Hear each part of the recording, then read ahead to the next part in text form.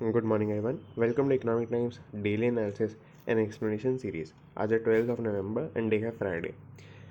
कल का जो क्वेश्चन था कि आप एक स्टॉक को मतलब दूसरे एक्सचेंज पे खरीद के दूसरे एक्सचेंज पे बेच सकते हैं क्या? काफ़ी सारे लोगों ने सही आंसर दिया इसका। स्नेह हंस, आदित्य वेगद इंडिया, अमन मेडिटेशन म्यूजिक ने काफ़ी अच्छा आंसर दिया। इन्होंने डिलीवरी और ट्रेडिंग वाला पॉइंट भी कवर कर लिया इसके अंदर। एंड सुवोजित पॉल, इन्होंने सही आंसर दिया ना। इसके ऊपर मतलब ऑब्वियसली ये सही बात है कि आप एक जैसे मान लेते हैं एनएससी से खरीद के बीएससी भी बेच सकते हैं और उल्टा भी कर सकते हैं। बट द क्वेश्चन इज़ कि आप क्यों करेंगे ऐसा? आप ऐसा तभी करेंगे सिर्फ जब इन दोनों के प्राइसेस में कुछ डिफरेंस होगा, और मतलब जिस प्राइस पे बेचना चाह रहे हैं वो आपको एनएससी पे जितना मिल रहा है उससे ज़्यादा मिल रहा है बीएससी के ऊपर, और आपने ख़रीदा एनएससी से ज़्यादा। तो इन दोनों ही स्टॉक एक्सचेंजेस के ऊपर जो प्राइस का डिफरेंस है वो क्यों पैदा होता है, और मतलब एक्चुअली में नहीं होता है, तो वो क्यों नहीं होता है वो हम ऐसा करेंगे शॉर्ट वीडियो में समझेंगे कल के दिन मैं हो सकता है कि एक मोराटोरियम से रिलेटेड एक शॉर्ट वीडियो डालूँ और इससे रिलेटेड एक शॉर्ट वीडियो डालूँ, तो आप चाहें तो उसको भी देख सकते हैं। और आज का जो क्वेश्चन है वो ये है कि आपको मतलब बहुत बेसिक क्वेश्चन है, आपको बस गूगल करना है, ढंग से आपको मिल जाएगा। आपको 5 स्टार्टअप्स ऐसे ढूंढने हैं, जैसे आज हम एक की बात भी करेंगे, इसमें से 5 स्टार्टअप्स ढूंढने हैं जिन्होंने $5 बिलियन की वैल्यूएशन को क्रॉस किया है। $5 बिलियन की वैल्यूएशन को क्रॉस किया है इस साल में या फिर प्रीवियस ईयर में, इन दोनों इसके अंदर। ये हो गया। सेकंड, एक और मुझे बात करनी थी कि मैंने आपसे कल पूछा था कमेंट सेक्शन के अंदर, नहीं शायद वीडियो के लास्ट में पूछा था कि मेरे को थोड़े सेशंस को बड़ा करना चाहिए क्या, क्योंकि थोड़े न्यूज़ को हम थोड़ी कम कवर कर पाते हैं। मैंने रिसेंटली देखा था हम 6, 7, 8, 9 इस तरीके से न्यूज़ को कवर कर पाते हैं। इस नंबर को 10, 11, 12 तक ले जाएं, इसको बड़ा कर दें। तो उसके लिए मैंने पूछा था आपसे, तो 45 मिनट्स से लेकर मतलब 40 मिनट से लेकर 45 मिनट्स तक के आपकी वीडियोस आ रही होंगे मंडे से। अभी मैंने आज ही चेंज को इम्प्लीमेंट नहीं किया क्योंकि मैं एक बार वापस एक चीज़ पूछना चाह रहा हूँ। वो चीज़ ये है कि पर न्यूज़ हम जितना टाइम देते हैं वो मतलब अगर थोड़ी कॉम्प्लेक्स न्यूज़ है, उसके अंदर 2-3 कॉन्सेप्ट हैं, तो मेरे ख्याल से मैं ठीक टाइम में समझा देता हूँ। बट अगर बहुत बेसिक सी न्यूज़ है तो उसको कवर करने में मैं जितना टाइम देता हूँ वो ठीक है, मतलब उससे कम लेना चाहिए, नहीं लेना चाहिए, मतलब उतना ही लेना चाहिए, फिर थोड़ा ठीक है, मतलब उतना ठीक है। वो आप जो है कमेंट में मुझे बताइएगा, ताकि अब मंडे से जो वीडियो आ रही हूँ वो थोड़ी और बेटर हो मतलब। ये हो गया बेसिक, मेरे को 2-3 बातें कहनी थी, एंड हम आगे चलते हैं, फर्स्ट न्यूज़ स्टार्ट करेंगे। नाउ IIFL एडवाइस में board Ola double valuation to $7 billion. एक आंसर तो आपको मिल गया वैसे, बट फिर भी देखेंगे IIFL और एडलवाइस ये क्या है। ये बेसिकली फाइनेंशियल सर्विसेज इंडस्ट्री के अंदर काम करने वाली कंपनीज हैं। एडलवाइस तो एक पूरा ग्रुप है जिस ये मतलब बहुत सारी सर्विसेज प्रोवाइड करते हैं, दोनों ही, लाइफ इंश्योरेंस, जनरल इंश्योरेंस, आपकी बाकी मॉर्गेज बॉन्ड्स की सिक्योरिटीज़ का ट्रांजेक्शन करना और म्यूचुअल फंड चलाना, कुछ कुछ ये सब चीज़ें प्रोवाइड करते हैं। और IIFL का अगर आपको फुल फॉर्म जानना है तो IIFL का फुल फॉर्म है इंडिया इन्फोलाइन। पहले ये इंडिया इन्फोलाइन लिमिटेड के नाम से ही था, अब ये चेंज हो गया, इनका ऑफिशियल नाम ही IIFL लिमिटेड हो गया। मैंने थोड़ा सा बेसिक आपको बता दिया इसके लिए। नाउ ना यहाँ पर न्यूज़ में ये है कि ओला ने फंडिंग रेज की है 250 to 500 मिलियन की। अभी अमाउंट डिस्क्लोज नहीं हुआ है पूरा क्योंकि डील कंप्लीट नहीं हुई है, और इनकी वैल्यूएशन जो है वो बढ़कर इस डील के बाद 7 बिलियन पर पहुंच जाएगी। बहुत बेसिक न्यूज़ थी। इसके बाद तो IIFL वेल्थ मैनेजमेंट और एडलवाइस प्राइवेट इक्विटी, बेसिकली दोनों ग्रुप्स हैं कंपनीज़ के। तो दोनों ग्रुप ऑफ कंपनीज़ के अंदर से जो कंपनीज़ स्पेसिफिकली डील करेंगी वो IIFL वेल्थ मैनेजमेंट है IIFL के ग्रुप के अंदर से, और एडलवाइस प्राइवेट इक्विटी वाली कंपनी है मतलब इस ग्रुप के अंदर से।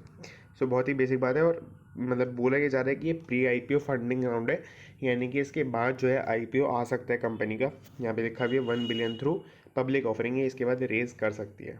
अभी की फंडिंग है 250 to 500 मिलियन, और उसके बाद 1 बिलियन भी वो रेज कर सकती है एज IPO। ये देख लिया हमने। Ola is likely to raise a mix of primary and secondary capital ahead of filing of its IPO draft document with SEBI. मतलब इस डील के अंदर ये प्राइमरी और सेकेंडरी डील होने वाली है, यानी कि हो सकता है कुछ राइट्स इशू वगैरह भी प्रोवाइड करें, मतलब जो IIFL और एडलवाइस इसके अंदर पार्टिसिपेट कर रहे हैं, और भी कुछ हो सकते हैं। ये दोनों तो लीड कर रहे हैं इस राउंड को। वो बहुत बेसिक बात है, इसमें हमें ज़्यादा कंसर्न की बात नहीं है। मेन बात ये थी कि ओला की वैल्यूएशन 7 बिलियन पर पहुंच गई है जिस टाइम पर वो अपना IPO लेके आ रहे हैं। तो हमने पूरा देख लिया। अगर आपको ये देखना हो कि ओला की अभी शेयर होल्डिंग क्या चल रही है 31 अगस्त 2021 के मतलब टाइम पर, उस टाइम तक, तो अभी ये आपके सामने पूरा इन्होंने बता रखा है, तो हमने जो है यहाँ पे पूरा देख लिया है, मैं नोट कर देता हूँ और हम आगे चलते हैं।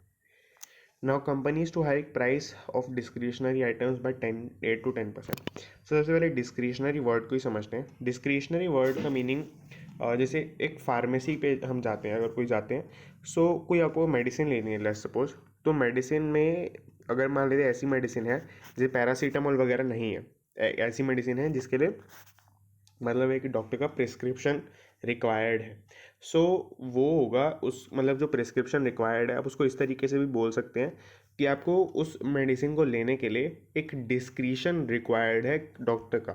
तो मतलब इंग्लिश लिटरल सेंस के अंदर तो इसका मीनिंग यही होता है कि डिस्क्रिशन मतलब एक मतलब आपने परमिशन दे दी किसी को कि आप ये चीज़ कर सकते हैं। बट यहाँ पर ये है कि डिस्क्रिशनरी आइटम्स का मीनिंग है that are non essential items, कि इनके बिना भी काम चल सकता है।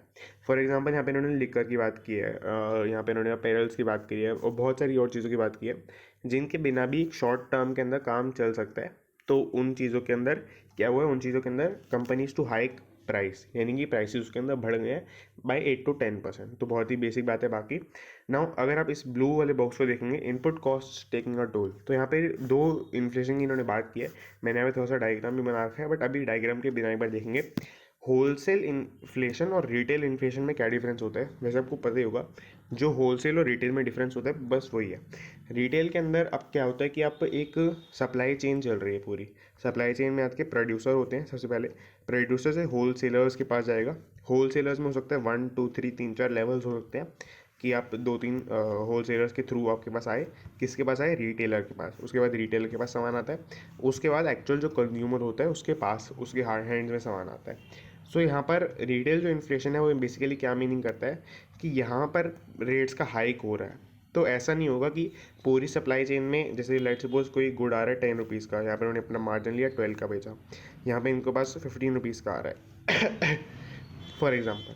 सो ऐसा नहीं होगा कि ये इसके बाद इसको 100 रुपीज़ का कर देंगे एकदम से। सो ऐसा नहीं होगा, क्योंकि कोई ना कोई ऐसा रिटेलर बन जाएगा अपने आप से, या कोई ना कोई ऐसा रिटेलर निकल जाएगा अपने आप से जो इसको 15 के गुड को 20 में फॉर एग्जांपल सेल करने लग जाएगा, तो सब उसके पास चले जाएंगे। तो ये जो 100 में बेच रहा है इसको भी अपना 20 पे ही करना पड़ेगा वापस से। तो ऐसा नहीं होता है, एक चेन के अंदर इन्फ्लेशन चलता है ना। यहाँ पर होलसेल इन्फ्लेशन भी बहुत बेसिक है कि यहाँ पर ये चीज़ ना हो जाए इस स्टेज पर। सो ये हो गया यहाँ पर। बट होता क्या है कि होलसेल इन्फ्लेशन को फॉलो करता है रिटेल इन्फ्लेशन, यानी कि मैंने जहाँ पे जैसे यहाँ पे चेन बना रखी है, इसमें क्या है, ये एक टाइम की बात है। एक टाइम पे मान लेते हैं कि होलसेल इन्फ्लेशन बढ़ गई है उस टाइम पर, बट रिटेल वाले मार्केट के अंदर वही सामान पड़ा है जो उसने पहले लिया था होलसेल से, क्योंकि रिटेल में तो धीरे धीरे बिकेगा। तो अब जो होलसेल में इस टाइम पॉइंट ऑफ टाइम पर, ये एक पॉइंट ऑफ टाइम की बात है ये वाला पूरा। तो एक पॉइंट ऑफ टाइम के ऊपर जो होलसेल के अंदर प्राइसेस बढ़ गए हैं, वो रिटेल पे कुछ डायरेक्ट इम्पैक्ट नहीं करेंगे वो नेक्स्ट टर्म के रिटेल पे इम्पैक्ट करेंगे। जैसे आपको दिख रहा होगा यहाँ पर ये नेक्स्ट टर्म हो गई, तो इस जगह पे अगर प्राइसेस बढ़ रहे हैं एक टर्म में, सो वो नेक्स्ट टर्म की रिटेल पे फ़र्क डालेंगे। तो इस तरीके से चेन में चीज़ें बढ़ती हैं, होलसेल एक टाइम बढ़ जाती है तो वो नेक्स्ट टाइम पे रिटेल के अंदर आता है नेक्स्ट पॉइंट ऑफ टाइम से। सो ये यहाँ पर हो गया ना। यहाँ पर when organic material wise cost inflation hits you, we will have no choice but to take price increase at this point of time. बहुत ही बेसिक बात है कि अगर रिटेल में भी बढ़ जाएगी तो फिर वो अगली चेन के अंदर कंज्यूमर में भी चली जाएगी। तो इस तरीके से हुआ यहाँ पर। नाउ मैंने आपको शायद पहले भी 2 3 दिन पहले बताया था कि ऐसी इंडस्ट्रीज़ या ऐसी आप कह सकते हैं कि कंपनीज या एक होलसेलर जो अपनी इनपुट कॉस्ट को सेट कर सकते हैं, मतलब आगे पास ऑन कर सकते हैं, तो वो अच्छे माने जाते हैं लॉन्ग टर्म के अंदर, क्योंकि लॉन्ग टर्म के अंदर चीज़ों का प्राइस जनरली बढ़ेगा ही। सो यहाँ पे इस तरीके से हो गया। Now companies and retailer selling discretionary products such as मैंने आपको बताया था, लिकर हो गया, अपैरल हो गया, बाकी भी इन्होंने बताया हुआ है, electronics, cosmetics etcetera etcetera, set they will increase prices by 8 to 10% to offset rising raw material. यानी कि दो रीज़न इन्होंने बताए मेनली कि ऐसा मतलब प्राइजेस क्यों हो रहे हैं, राइज क्यों कर रहे हैं। तो पहला रीज़न तो ये है, रॉ मटेरियल की कॉस्ट बढ़ रही है। यहाँ पर आपको दिख रहा होगा रॉ मटेरियल कॉस्ट बढ़ रही है एंड सप्लाई चेन कॉस्ट भी बढ़ रही है, यानी कि वही आपकी मैनेजमेंट का, इन्वेंट्री मैनेजमेंट का जो कॉस्ट है वो बढ़ रहा है, वेयर हाउस का सामान का वो चीज़ बढ़ रही है, क्योंकि ये अब चेन है पूरी। इन्वेंट्री मान लेते हैं कि कोई वेयर हाउस वाला ओनर है, वो आपसे जितने पैसे ले रहा है वो कहाँ पे एक्सपेंडिचर कर रहा है, वो गुड्स के ऊपर एक्सपेंडिचर कर रहा है। अब उसके लिए गुड्स महंगे हो गए तो वो क्या करेगा, वो अपनी सर्विसेज का प्राइस बढ़ा देगा। तो इस तरीके से चीज़ें चेन के अंदर ही चलती हैं। अगर गुड्स का प्राइस बढ़ता है तो जनरली हर सर्विस का प्राइस बढ़ जाता है, क्योंकि जो भी हर सर्विस प्रोवाइड कर रहा है वो उसको भी वही गुड्स चाहिए। और अगर हम और अगर हम यहाँ पे स्पेसिफिकली देखें तो प्राइसेस ऑफ की inputs such as glass, cotton, steel, copper, chips and chips मतलब सेमीकंडक्टर जो चिप्स होती हैं वो, एंड केमिकल्स, केमिकल्स आपको पता होंगे वैसे।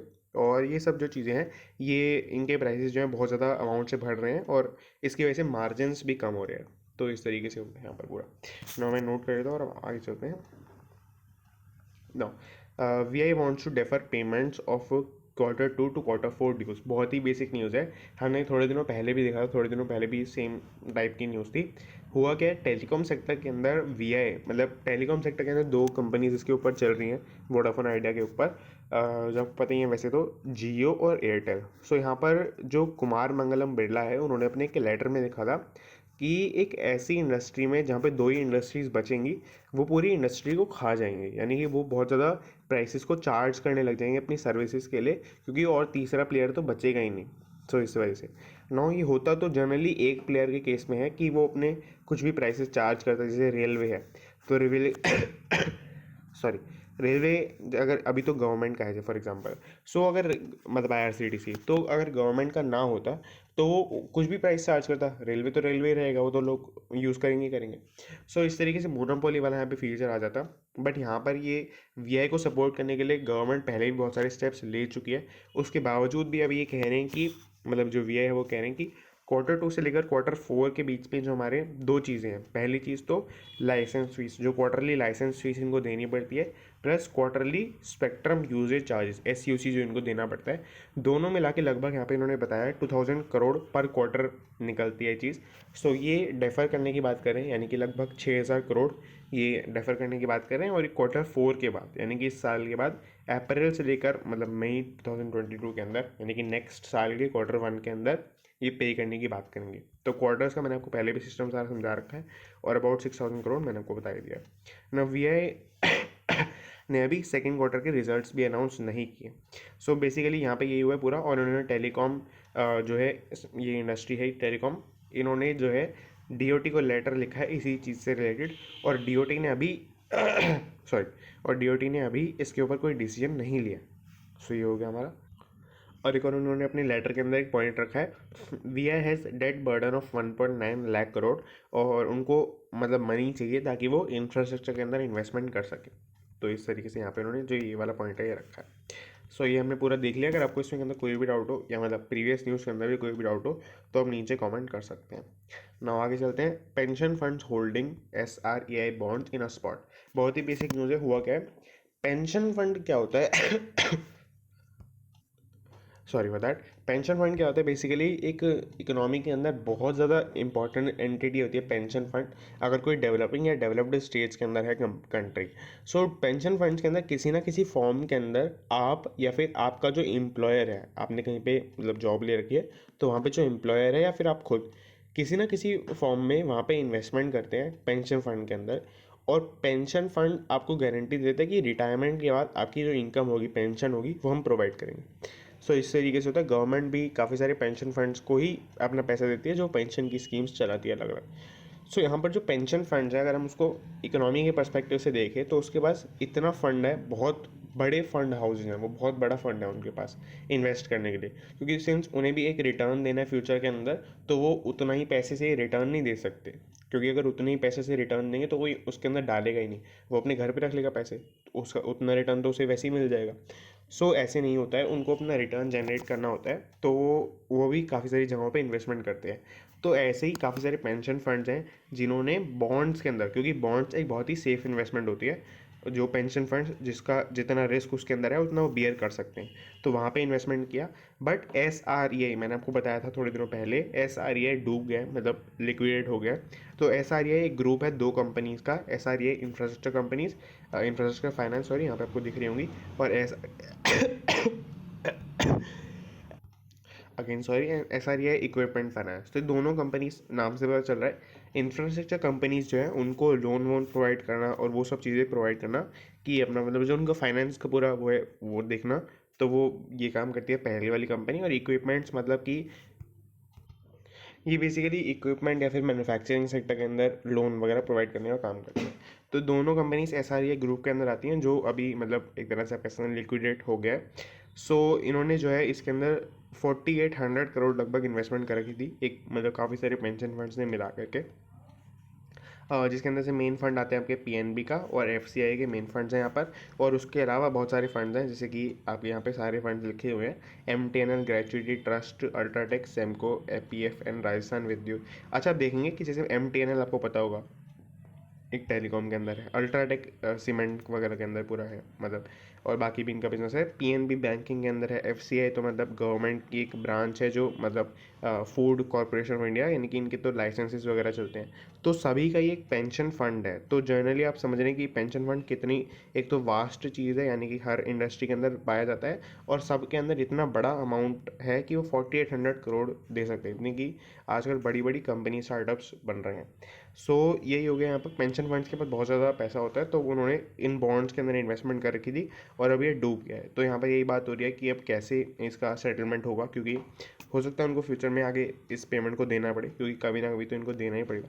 Now certainly currently bond holders are in talks with the trustees as they figure out the claims for the resolution process. तो यहाँ पर ट्रस्टीज बेसिकली क्या होता है कि अगर कोई भी कंपनी लिक्विडेट होती है, तो वो ट्रस्टी की फॉर्म में चली जाती है, यानी कि एक मान लेते हैं किसी एसेट रिकंस्ट्रक्शन कंपनी के पास, या किसी भी एक कंपनी के पास एज अ ट्रस्टी वो चली जाती है। सो ट्रस्टी का क्या होता है, उसके ओनरशिप नहीं होती उस कंपनी के किसी भी असेट के ऊपर, बस उसका कंट्रोल होता है। तो वो सेल कर सकता है उसको, या फिर उसको कैसे मतलब मैनेज करना है, किसको पहले पेमेंट करनी है, किसको बाद में पेमेंट करनी है, जो भी उसके डेटर्स हैं या आप कह सकते हैं क्रेडिटर्स हैं।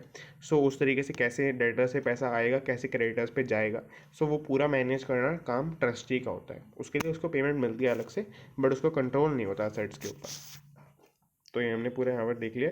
अगर मैं नोट करूँ तो आगे चलते हैं उसके बाद। Now Tesla shares rise after Musk's 5 billion stock sale. तो टेस्ला या इलॉन मस्क के आपको ट्वीट के बारे में ना पता हो ऐसा नहीं हो सकता। अगर आपको फिर भी नहीं पता तो इलॉन मस्क ने जो है अपने ट्विटर हैंडल के ऊपर, पता ही होगा आपको, बहुत ज़्यादा एक्टिव रहते हैं। तो इलॉन मस्क ने जो है यहाँ पर अपने एक ट्वीट डाला था कि आप वो कुछ मतलब अमाउंट ऑफ शेयर सेल करेंगे टेस्ला के। सो उस मतलब पूरे पोल में येस आया कि करने चाहिए आपको, मतलब येस और नो में के फॉर्म में वो पोल था। और आपने सुना होगा कि उससे पहले ही मतलब उसके अंदर तो येस आ ही गया, उसके बाद मतलब इलॉन मस्क ने बहुत ज़्यादा स्टॉक सेल करी थी, कितनी करी हम देखते हैं अभी। उससे पहले भी आपने शायद न्यूज़ वगैरह के अंदर देखा होगा कि इलॉन मस्क के ब्रदर ने, जो यंगर ब्रदर हैं उनके, उन्होंने भी जो है बहुत सारे शेयर्स को सेल किया था, शायद 109 मिलियन या कुछ ऐसी फिगर मुझे याद नहीं है, बट उन्होंने भी बहुत सारे शेयर्स को सेल किया था ना। ये छोटी सी बात है ना। ट्विटर पोल इन्होंने किया था, ये हमने देख लिया। The electric car makers shares climbed. अच्छा, इससे पहले हम ये देखते हैं, ये वाली तो ये है कि उसके बाद क्या हुआ है, उससे पहले क्या हुआ है। बेसिकली 4 बिलियन के आसपास तो इन्होंने जो अपने ट्रस्ट के नाम पे जो शेयर्स है वो सेल किए हैं, और उसके बाद 1.1 मिलियन, यहाँ पे लिखा है सब कुछ, 3 ये आपको दिख रहा होगा यहाँ पर, 3.6 मिलियन के जो है शेयर्स इन्होंने सेल किए हैं अपने ट्रस्ट के थ्रू, जिनकी वर्थ टोटल मिल के बनती है $4 बिलियन के आसपास। और बाकी इन्होंने 1.1 बिलियन जो शेयर्स हैं वो इन्होंने खुद से सेल किए। सो मतलब जिनके खुद के पर्सनल डीमैट अकाउंट के अंदर आप कह सकते हैं एक तरीके से थे। सो ये दोनों मिला करके आपके ऑलमोस्ट आपके 5 बिलियन की इन्होंने स्टेक को अपने सेल कर दिया। तो इस तरीके से हो गया पूरा। नाउ इसके बाद ऑब्वियसली बात है कि स्टॉक बहुत ज़्यादा नीचे चला गया था, और अभी ऊपर आया थोड़ा थोड़ा, 3% क्लाइम कर गया $1096 पर, recouping some of the heavy losses suffered earlier in the week. तो यहाँ पे बोला ही जा रहा था कि जितना एलोन मस्क की इस बेचने के बाद इक्विटी बची है उसके पास, सो वो उसकी वैल्यू भी बहुत ज़्यादा कम हो गई है। सो उसके लिए हुआ है। Now he is had this decision already made. ये बोला ही जा रहा है, अलेज किया जा रहा है एक तरीके से कि उनका ये डिसीजन ऑलरेडी मेड था। अब आपको ये मतलब देखो, इल्ज़ाम लगाने के लिए आप लगा सकते हैं कि इन्होंने अपनी कंपनी को डूबने वाली है इनकी कंपनी, या कुछ भी ऐसा होने वाला है, बट जो प्रॉपर रीज़न है वो ये है। और कल न्यूज़ के अंदर भी बहुत पॉपुलर चल रहा था ये प्रपोजेज। ये आए एक टाइम पे, मतलब जो वॉशिंगटन के अंदर जो उनके प्रेसिडेंट अभी नए बने हैं, जो बाइडन, मतलब नए अब नहीं है नए, बट अभी थोड़े टाइम पहले तो बने ही है। सो उन्होंने एक नया चीज़ निकाली है कि बिलियनियर्स अपनी जो सैलरी की बजाय वो शेयर्स ले लेते हैं। क्या होता है कि आपको सैलरी मिलनी है, जैसे सपोज 1000 रुपीज़ की सैलरी मिलनी है, और आपकी जो कंपनी है जो आपको सैलरी देती है जहाँ पे आप काम करते हैं उसका शेयर 100 रुपीज़ का चल रहा है, तो आपको सैलरी के बजाय वो 100 रुपीज़ के 11 शेयर्स भी दे सकते हैं। अब आपको लग रहा होगा 10 क्यों नहीं देंगे, तो वो क्या होता है कि अगर आपको वो 1000 रुपये देते हैं तो आप 10 शेयर्स तो वैसे ही खरीद सकते हैं, तो थोड़ा ज़्यादा उनको देना पड़ेगा, क्योंकि आप शेयर्स को जब सेल करेंगे तो हो सकता है उनकी वैल्यू कम हो जाए या कुछ ऐसा भी हो सकता है। सो अगर आप हाँ कर देते हैं, अग्री कर देते हैं इस बात को, तो आपको इस कंपनी के शेयर्स मिल जाएंगे। अब यहाँ पे हुआ क्या, इससे उससे आप मतलब इसके होने से आप टैक्सेस से बच गए, क्योंकि आपको इमीडिएट टैक्स यहाँ पर नहीं देना पड़ा, और अगर आपको सीधा सैलरी मिलती तो आपको देना पड़ता है टैक्स। सो इस तरीके से यहाँ पर ये भी बच जाते हैं, और काफ़ी सारे बिलियनियर्स यही करते हैं, जो कंपनी के ओनर्स हैं वो यही करते हैं। सो यहाँ पर ये अब जो बाइडेन का स्पेशल एक रूल आ गया है कि वो मतलब इसके ऊपर भी टैक्स लगाएंगे, कि आपने जितनी मनी वर्थ के शेयर्स को आगे मतलब स्टॉक ऑप्शंस की फॉर्म में दिया है अपने एम्प्लॉयज़ को, उसके ऊपर भी इनकम टैक्स की तरह ही टैक्स लगेगा। ये उनका नया रूल आया है वहाँ पर, इसकी वजह से ये हुआ है। सो हमने यहाँ पे पूरा ये देख लिया, और मैं एक बार नोट कर लेता हूँ। Now flexible jobs in demand as a cubicle fails to lure freshers. बहुत ही बेसिक न्यूज़ है, मैंने आपको बताया था। इस सेक्शन के अंदर स्पेसिफिकली इस सेक्शन के अंदर थोड़ी ऐसी मतलब फन बेस्ड न्यूज़ आप कह सकते हैं कि एम्प्लॉयज़ बेस्ड न्यूज़ आती है कि इकोनॉमी के अंदर एम्प्लॉयमेंट के अंदर कैसा ट्रेंड चल रहा है। सो यहाँ पर यही हुआ है, अभी भी फ्लेक्सिबल जॉब्स की डिमांड बढ़ रही है, और 9 to 5 fixed location work setup की डिमांड कम से कम होती जा रही है। वहाँ पे लोग पसंद नहीं कर रहे हैं काम करना एसेंशियली आफ्टर कोविड, और वो चाहते हैं कि फ्लेक्सिबली कहीं पे भी हम काम कर सके रिमोटली, मतलब कहीं से भी रिमोटली काम कर सके, मतलब कि जैसे अपने घर से भी काम कर सके for example, and from anywhere, कहीं से भी। फ्रीडम और फ्लेक्सिबिलिटी उनको चाहिए ज़्यादा से ज़्यादा। Now company is working on flexible work options to attract company campus recruits. तो कैंपस रिक्रूटिंग में भी जो कंपनी वर्क ऑप्शन को फ्लेक्सिबल रख रही है, उसके पास ही सबसे ज़्यादा लोग आ रहे हैं, मतलब स्टूडेंट्स आ रहे हैं एक तरीके से। Now companies offering open to offering work from home location, hybrid work option, work from anywhere. So ये भी वही है, फ्लेक्सिबिलिटी प्रोवाइड करने के बेसिकली तरीके हैं। हाइब्रिड का मीनिंग होता है कि आपको कभी कभी बीच में जाना भी पड़ेगा ऑफिस, बट मेनली आपका काम घर से ही हो जाएगा। वर्क फ्रॉम होम आपको पता ही है। वर्क फ्रॉम एनीवेयर का मतलब होता है कि कुछ ऐसी मतलब संस्थाएं बोलने वाला था मैं, कुछ ऐसी कंपनीज बनी हुई हैं, जैसे वी वर्क है, या फिर आप कह सकते हैं कि इनोवेट है, ऐसी काफ़ी सारी कंपनीज बनी हुई हैं जहाँ पे एक ऑफिस का सेटअप बना दिया जाता है वर्चुअल, जिसके अंदर कोई भी आता है वो अपना एज अ ऑफिस उस टेबल पे बैठेगा या उस सेटअप पे बैठेगा, और वो पूरा काम कर सकता है अपना। तो उसको वही सब ऑफिस वाली फैसिलिटीज़ प्रोवाइड कर दी जाती है वहाँ पर, जो एक स्पेसिफिक चार्ज मिलता है वो कंपनी के साथ कॉन्ट्रैक्ट में वो मान लिया जाता है, मतलब हो जाता है उसका सेटलमेंट। सो इस तरीके से वर्क फ्रॉम एनीवेयर हो जाएगा। Some firms willing to offer differentiated career path, यानी कि आपको मतलब ये तो काम करने से रिलेटेड होगी दोनों बातें, बट आपको काम करने के साथ साथ हमें अपनी लर्निंग पे हम कैसे अपनी स्किल्स को डेवलप करेंगे, और दूसरे करियर में अगर हमें चेंज करना है तो उसको भी आपको फैसिलिटेट करने देना चाहिए। मतलब ये सब बातें वही हैं कि जॉब वगैरह से रिलेटेड, ऐसा कोई हार्ड न्यूज़ इसके अंदर कुछ नहीं है। अब आप देखेंगे पूरे पेपर के अंदर ईटी मार्केट्स का पेज आज नहीं आया है, मुझे नहीं पता क्यों नहीं आया।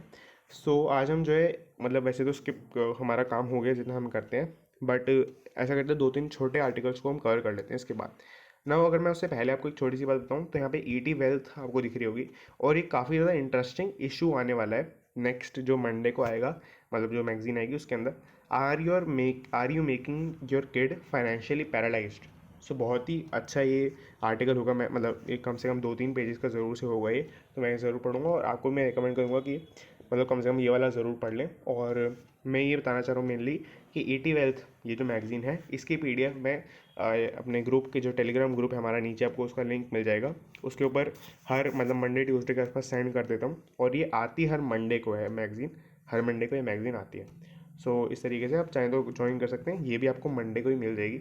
बहुत ही इंटरेस्टिंग वाला आर्टिकल मेरे हिसाब से होने वाला है। नाउ हम देख लेते हैं स्मार्ट इन्वेस्टिंग वाले पेज को। ये लगभग 80 मार्केट जैसा ही रहता है, बट इसको हम अभी तक कवर नहीं करते थे, और मंडे को जो थोड़ी सेशन मैं बड़े करने वाला हूँ तो उसके अंदर यही हम एसेंशियली कवर कर रहे होंगे, स्मार्ट इन्वेस्टिंग का जो पेज है। सो अगर आपको मैं उसके लिए एक और बात बता देता हूँ कि अगर आपको 30 मिनट से ज़्यादा नहीं देखना है, या आपके पास टाइम का कुछ कंस्ट्रेंट है, सो आपको 30 मिनट्स तक ही देखना है। उसके बाद हम ये वाला पेज कवर करेंगे 10 to 12 मिनट्स के अंदर अंदर। सो वही है कि 30 मिनट्स तक तो वही सब कवर होगा जो हम पहले अभी तक करते थे। ना हम देख लेते हैं एक बार, pharma incorporative battles new challenges as COVID led tailwinds peter out. So बहुत ही बेसिक बात है कि आपकी जो जैसे कोविड लेड टेलविंड्स का मीनिंग आपको समझना ज़रूरी है, टेलविंड्स का मीनिंग आपको समझना ज़रूरी है। मैंने यहाँ पे लिखा भी हुआ है, टेलविंड्स का मीनिंग होता है favourable uncertain changes. Favourable uncertain changes का मीनिंग ये है कि जैसे कि अभी कोविड आया था, तो कोविड के अंदर हमें पर्सनली ये लगा था कि जैसे फार्मेसी जो है, फार्मेसी जो आपको पता होगा, जो मतलब दवाइयाँ सेल करते हैं एक तरीके से, सो वो फार्मेसी जो है उनका उनके फेवर में है डिसीजन, और एक अनसर्टेन डिसीजन है, यानी कि मतलब अनसर्टेन चेंज है एक तरीके से। कोविड अनसर्टेन है, सीधी सी बात है, और वो फार्मा इंडस्ट्री के अंदर फार्मेसीज के लिए एक फेवरेबल बात है, क्योंकि उनका बिजनेस इससे बढ़ेगा। सो इस तरीके से जो चेंजेस होते हैं उनको टेलविंड्स बोला जाता है। अब ये टेलविंड्स मैं आपको बताऊं, आईटी सेक्टर के अंदर भी कुछ टेलविंड्स अभी चल रही हैं। हालांकि थोड़ा सा डिस्प्यूटेबल बात है, बट फिर मैं आपको बताऊं तो जैसे चाइना से, मतलब इंडिया और चाइना ये दो मेन जगहें हैं जहाँ से आईटी का सेक्टर पूरा वर्ल्ड एक तरीके से आउटसोर्स करता है कि आप हमारा काम कर दो, आप हमारा काम कर दो, इस तरीके से। नो, चाइना के साथ जियो पॉलिटिकल इशूज़ होने की वजह से लोग जो हैं, मतलब चाइना से अपनी सर्विसेज को विड्रॉ करना चाहते हैं, अपने कॉन्ट्रैक्ट को विड्रॉ करना चाहते हैं ज़्यादा से ज़्यादा। सो ये एक टेलविंड है, एक फेवरेबल बट अनसर्टेन बात। इंडिया की कंपनीज के लिए फेवरेबल बात है, बट अनसर्टेन बात है कि ये ऐसा हो रहा है।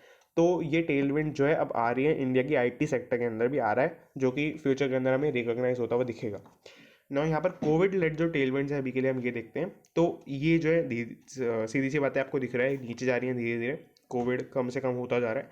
सो कोविड कम से कम होता जा रहा है, इसके अंदर जो टेलविंड का इफेक्ट है, तो जो टेलविंड का बेनिफिट भी इनको मिल रहा है, तो वो भी कम होते जा रहा है। तो यहाँ पर वही है कि इनके मतलब ये एक बेनिफिट कम होगा, तो ये चैलेंजेस कुछ आएंगे। जैसे पिछले टाइम पे मतलब हो सकता है इन्होंने कोविड की वजह से अपनी एम्प्लॉयमेंट को बढ़ा दिया, तो अब जो एक्स्ट्रा एम्प्लॉयज़ इनको हटाना पड़ेगा, या फिर अगर रखेंगे तो सैलरी देनी पड़ेगी। सो वो ऐसे कुछ चैलेंजेस हैं जो ये फेस कर रहे हैं। आप चाहे तो बाकी इसको पढ़ सकते हैं। सॉरी, तो इसके अंदर कुछ ऐसे चैलेंजेस हैं, बट इसके अंदर ज़्यादा नहीं बताया हुआ है। इसके अंदर घुमा फिरा के दो चीज़ें बोली है। एक तो यूएस एफडीए इंस्पेक्शन हो रहे हैं, मतलब आपकी जो प्रीवियस जो चीज़ें चल रही थी उनके भी वापस से इंस्पेक्शन चल रहे हैं अब वापस से। मुझे इसका लॉजिक ढंग से समझ में नहीं आया, और लॉजिक यहाँ पे दिया भी नहीं हुआ है। और दूसरी बात है sales growth. Sales growth continue to decline, यहाँ पे आपको दिख रहा होगा sales growth continue to decline, तो वो एक नेचुरल सी बात है, तो ये होना ही था। सो अब बाकी चाहे तो पढ़ सकते हैं। मेन इसमें टेलविंड्स का जो पूरा टॉपिक था, कॉन्सेप्ट था, वो इंपॉर्टेंट था। नाउ हम आगे चलते हैं, छोटी थोड़ी दो तीन हम शॉर्ट न्यूज़ को भी कवर करेंगे जो इस सेक्शन के अंदर आज हैं। सो ये देखते हैं, Piramal enterprises Q2 profit drops 32%। बहुत ही बेसिक बात है, इसके अंदर एक आपको छोटी सी बात समझनी है। यहाँ पे बॉटम लाइन ऊपर एक लिखा हुआ है वर्ड। सो बॉटम लाइन का मीनिंग क्या होता है, और टॉप लाइन, अगर कोई चीज़ बॉटम लाइन है तो टॉप लाइन भी होगा कुछ ना कुछ। तो बॉटम लाइन का बेसिकली मीनिंग होता है प्रॉफिट, और टॉप लाइन का मीनिंग होता है सेल्स, या फिर अगर हम थोड़े मतलब सही टर्म्स के अंदर बोले तो रेवेन्यू। तो रेवेन्यू होता है आपका टॉप लाइन, एंड प्रॉफिट होता है बॉटम लाइन। सो अगर आपको किसी पॉलिसी के अंदर दिखे that this policy is good for top line but it will have adverse effect in bottom line, तो आप उसका मीनिंग आप समझ रहे होंगे कि रेवेन्यू या आपका सेल्स उससे बढ़ेगा, बट हो सकता है हमारे मार्जिन उसमें कम रहे, इसकी वजह से हमारा प्रॉफिट कम हो सके। ऐसा कुछ हो सकता है, किसी पॉलिसी के अंदर कुछ भी हो सकता है ना। पिरामल एंटरप्राइजेस Q2 प्रॉफिट, ये बेसिकली इसके बैकग्राउंड में ये चीज़ चल रही है कि पिरामल एंटरप्राइजेस जो है इन्होंने अपना क्वार्टर का रिपोर्टिंग दिया है, सेकंड क्वार्टर का जो है अपने फाइनेंशियल्स को रिपोर्ट किया है। तो इन्होंने एक एक्विजिशन किया है अभी DHFL का। DHFL आपको बताइए ये भी लिक्विडेट हो चुकी है कंपनी, मतलब इनका दिवाला एक तरह से उड़ चुका है। सो इस कंपनी को इन्होंने एक्वायर किया है। अब इसमें क्या है कि इनके पहले जो रिवेन्यू था वो था 6 to 8 करोड़, और अभी 4 to 6 करोड़ हो चुका है, जो कि इसके अलावा ऐसा कुछ यहाँ पे लिखा नहीं है कि क्यों हुआ है क्यों नहीं हुआ है, वही सब लिखा है, तो आप चाहें तो ये भी पढ़ सकते हैं। सो हमने यहाँ पर ये पूरा देख लिया। नाउ रिटेल पोर्शन, अच्छा ये देखते हैं यहाँ पर, sapphire foods IPO subscribe 6.62 times. बहुत ही बेसिक न्यूज़ है। हमने थोड़े टाइम पहले या शायद कल ही ये देखा था कि पेटीएम का IPO 1.89 टाइम्स सब्सक्राइब हुआ है, तो वही उसी के तरह ही न्यूज़ है ये कि सफ़ायर फूड्स का जो IPO था। सफ़ायर फूड्स क्या है ये आपको समझना है, तो ये एक QSR चेन को मैनेज करती है काफ़ी सारी। इंडिया के अंदर तो मेनली काफ़ी पॉपुलर है, पिज़्ज़ा हट को भी मैनेज करते हैं ये लोग, और एक और कंपनी थी जिनका मैं नाम अभी भूल रहा हूँ, उसको भी मैनेज करते हैं ये लोग। पिज़्ज़ा हट और एक और ऐसी है जिसको मैनेज करते हैं ये लोग। तो सॉरी, पिज़्ज़ा हट और KFC को मैनेज करते हैं, मुझे अभी याद आ गया, पिज़्ज़ा हट और KFC को मैनेज करते हैं लोग। और 6.62 टाइम्स इनका IPO सब्सक्राइब हुआ है। और मतलब इसका प्रमोशन भी इसलिए किया, ऐसे ही किया जाता है, इसलिए मैंने आपको मतलब ये बताया ये चीज़ कि पिज़्ज़ा हट का आईपीओ आने वाला है, या फिर आप कह सकते हैं केएफसी का आईपीओ आ गया है। इस तरीके से इसका प्रमोशन किया जाता है, तो मैंने आपको ये चीज़ भी बता दिया। और अगर आपको ब्रेकअप देखना है कि किस किस कैटेगरी के अंदर कितना हुआ है सब्सक्रिप्शन, हालांकि इससे कोई खास फर्क नहीं पड़ता, बट फिर भी अगर आपको देखना है तो रिटेल पोर्शन के अंदर 8.7 टाइम्स, नॉन इंस्टीट्यूशनल के अंदर 3.46 टाइम्स एंड इंस्टीट्यूशन के अंदर 7.5 टाइम्स, जो कि बहुत बेसिक बात है, आपको दिख रहा है यहाँ पर। सो हमने जो पूरा डिस्कस कर लिया। अगर आपको इसके अंदर कोई भी डाउट हो तो आप नीचे कमेंट कर सकते हैं, और अगर आपको किसी भी न्यूज़ के अंदर कोई भी डाउट हो तो आप नीचे कमेंट कर सकते हैं। क्वेश्चन का आंसर ज़रूर करें, और क्वेश्चन था कि 5 startups who have crossed $5 billion in valuation in 2021 और 2020। सो उसको जो है आंसर ज़रूर से करें, आपको गूगल करके मिल जाएगा, और टेलीग्राम को भी ज्वाइन करेगा, नीचे आपको उसका भी लिंक मिल जाएगा। So that's it and thanks for watching.